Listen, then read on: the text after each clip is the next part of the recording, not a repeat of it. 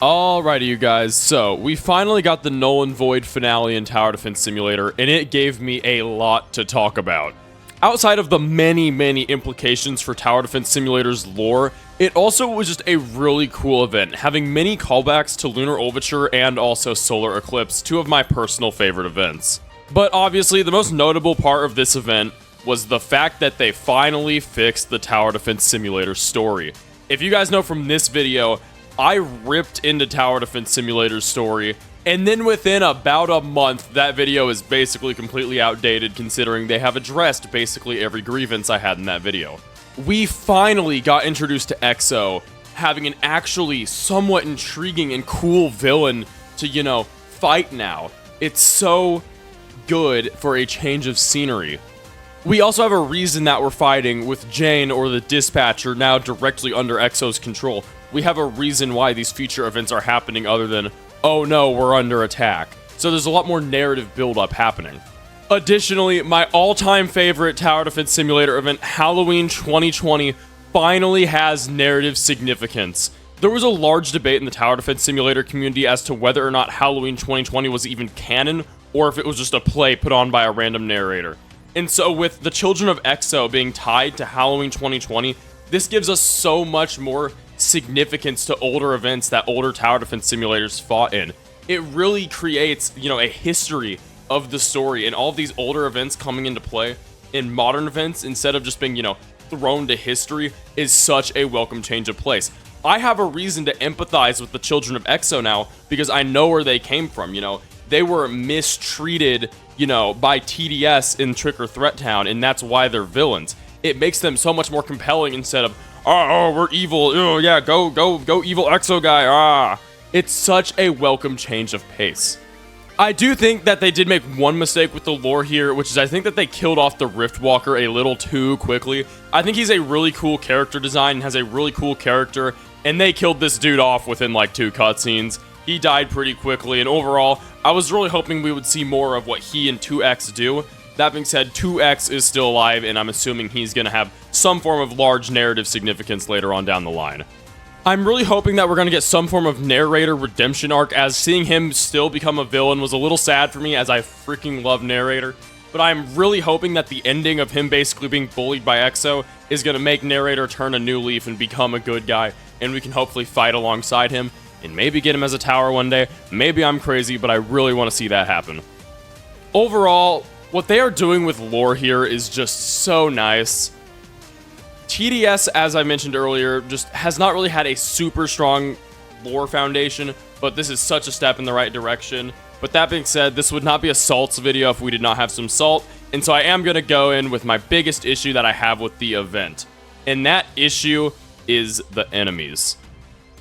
My biggest issue with both Null and Void as a whole and also Act 3 specifically is there's just a lack of new and unique enemies.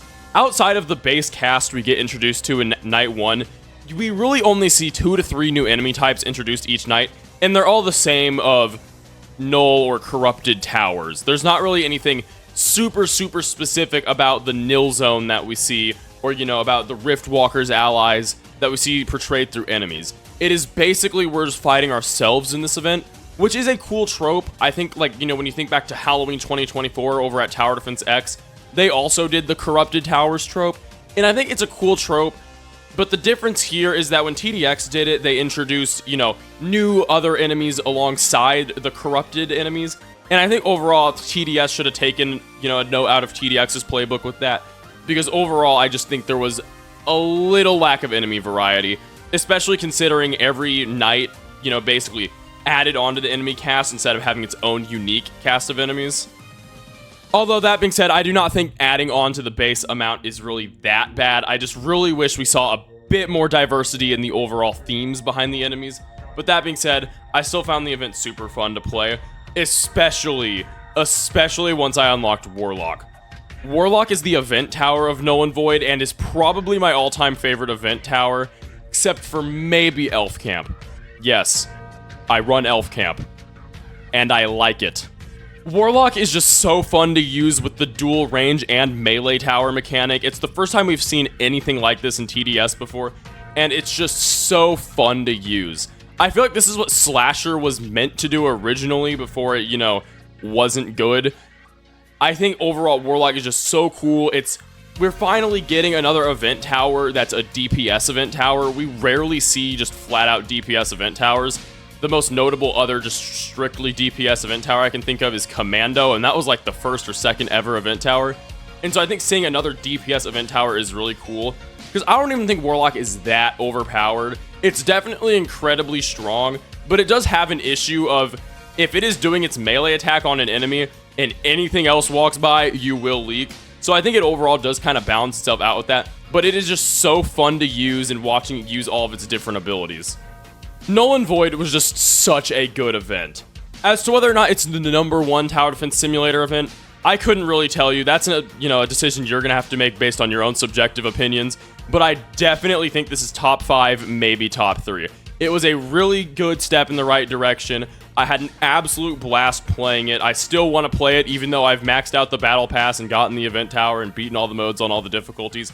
It is a really fun mode, and I am so glad that, you know, TDS had this step in the right direction, because they were losing me a little bit with the story, as I mentioned in that lore video I was talking about earlier. I'm just so glad that we finally have a cohesive story going for us right now. But hey, that's just my opinion. Let me know y'all's opinion in the comment section below. Like the video if you like the video. Subscribe for more assaults. We're getting close to 7,000 subscribers. I really want to crush that goal soon, so please, please, please subscribe. Join that Discord server in the description if you are extra, extra cool. But forever and always, make stuff you're proud of.